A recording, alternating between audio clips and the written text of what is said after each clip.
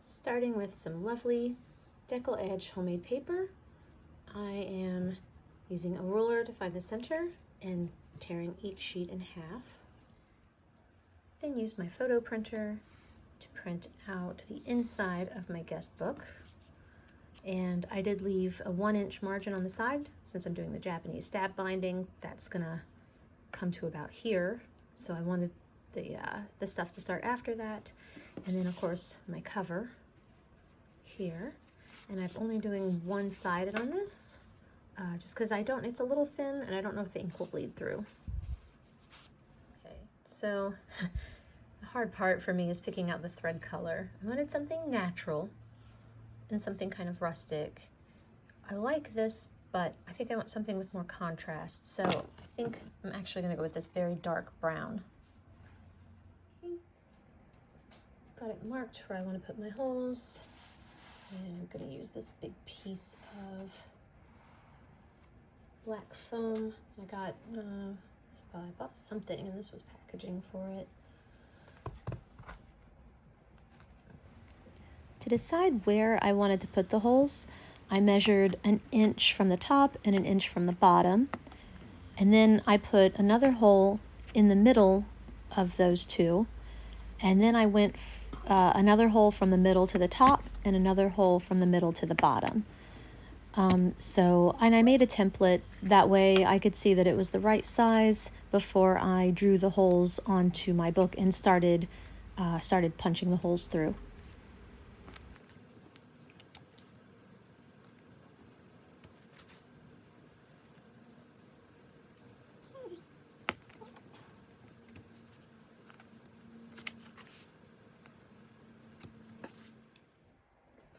Five times the length of my book. 1, 2, 3, 4, and 5. And here I'm just finding the center of my pages, and I'm going to put the tail of my thread through the center of the pages. That way when I'm finished, I can tie the knot in the center of the book and there won't be a visible knot on the outside.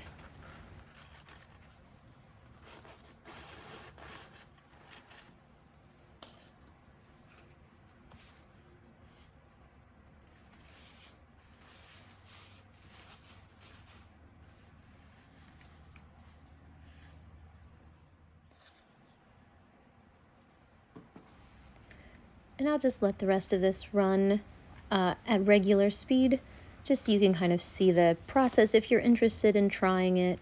But you'll see the pattern start to emerge here. This is actually, I think, a pretty simple binding method, and I really enjoy it a lot. It's easy, it's simple, and it looks really nice. So hope you enjoy it, and you can always speed it up on YouTube if you want to watch it faster. Thanks for watching.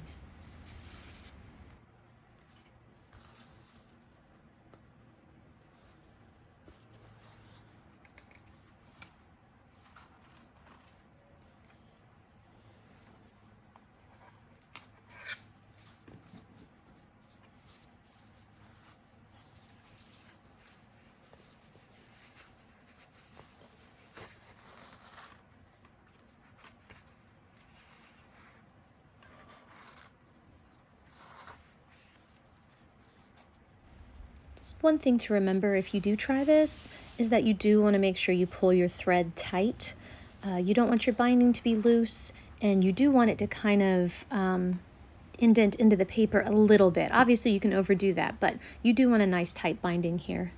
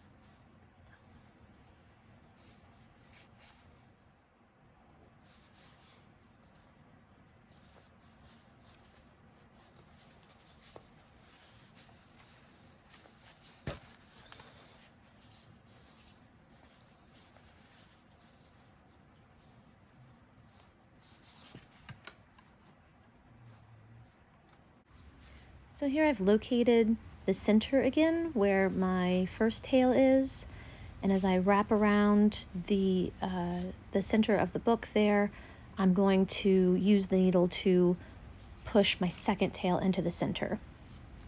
That way both tails will be in the center inside of the book, and then I can tie them together.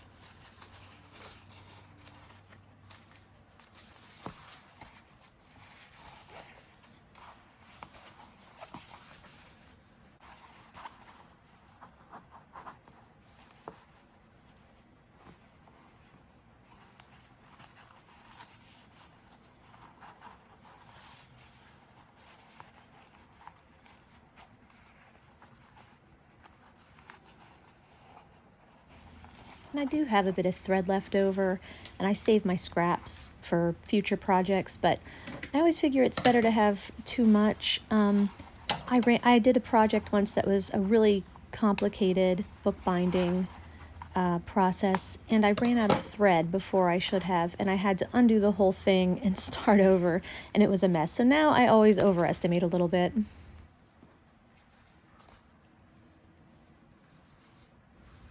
So that's it. That's my finished book, and I hope you enjoyed watching, and I hope you'll give this a try yourself. The Japanese stab binding is a really fun one to do.